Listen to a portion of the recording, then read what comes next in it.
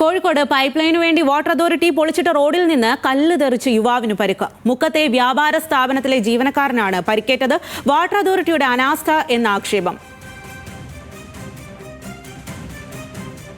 അതേ മുക്കം ബൈപ്പാസിൽ എൻ്റെ ഷോപ്പിൻ്റെ മുന്നിലായിട്ട് വാട്ടർ അതോറിറ്റിൻ്റെ പൈപ്പ് കയറിയിട്ടുണ്ട്.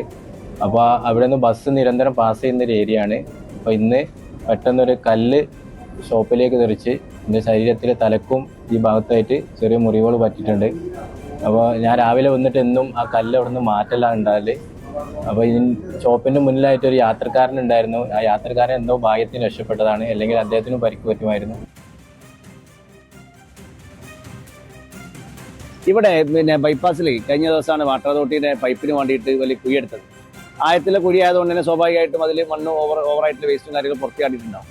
ഇങ്ങനെ വന്ന സമയത്തുള്ള കല്ലുകൾ ഈ റോഡിലേക്ക് നിരന്തരമായി പതിച്ചുകൊണ്ടിരിക്കുകയാണ്. ഇവിടെ നിരന്തരം നമുക്കറിയാലോ, ബൈപ്പാസിൽ എന്ന് പറഞ്ഞാൽ കുറച്ചുകൂടി അധിക വേഗതയിൽ ബസ്സുകൾ പോകുന്നുണ്ട്.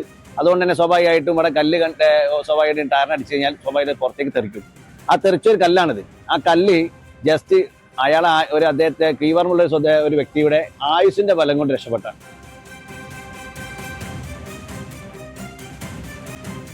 രതീഷ് വാസുദേവനാണ് വിവരങ്ങളുമായി ചേരുന്നത്. രതീഷ്, പറഞ്ഞതുപോലെയാണെങ്കിൽ ഏറെ അപകടകരമായിട്ടുള്ള അവസ്ഥയാണ്. ഇനിയും ഇത്തരം അപകടങ്ങൾ ഉണ്ടാകാം. നിലവിൽ അവിടെ ഏതെങ്കിലും തരത്തിലുള്ള നടപടികൾ എടുത്തിട്ടുണ്ടോ? എന്താണ് ഉയരുന്ന ആരോപണം? സ്വാതി, നമുക്കറിയാം റോഡ് നന്നാക്കിയാൽ പൊളിക്കുന്നവരാണ് വാട്ടർ അതോറിറ്റി എന്നാണ് പൊതുവെ നാട്ടുകാരിൽ ഒരു ചൊല്ലുള്ളത്. അത് അന്വർത്ഥമാക്കുന്ന രീതിയിലുള്ള കാര്യങ്ങളാണ് ഈ സംബന്ധിച്ച് നടക്കാറുള്ളത്. ഇപ്പോൾ കഴിഞ്ഞ ദിവസം റോഡ് ഇത്തരത്തിൽ പൈപ്പ് ലൈൻ ഇടുന്നതിന് വേണ്ടി കുഴിച്ച ശേഷം അത് പൂർവ്വസ്ഥിതിയിലാക്കാതെ ജീവനക്കാർ മടങ്ങുകയാണ് ചെയ്തത്. ആ കുഴിയുടെ ഭാഗത്തുണ്ടായിരുന്ന കല്ല് തെറിച്ചാണ്, ബസ് പോയപ്പോൾ കല്ല് തെറിച്ചാണ് മുക്കത്തെ സ്ഥാപനത്തിലെ ജീവനക്കാരന് പരിക്കേറ്റത്. എന്തായാലും അദ്ദേഹത്തിന് മുറിവേറ്റിട്ടുണ്ട്.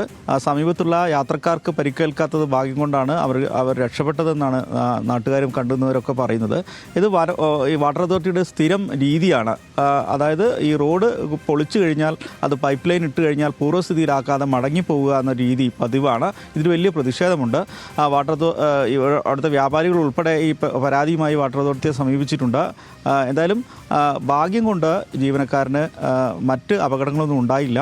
എന്തായാലും ഇത്തരത്തിലുള്ള അശ്രദ്ധ വലിയ അപകടം വിളിച്ചു വരുത്തുന്നു എന്നതാണ് ഈ കാര്യത്തിൽ നിന്ന് മനസ്സിലാവുന്നത്. സ്വാതി. ശരി രതീഷ്.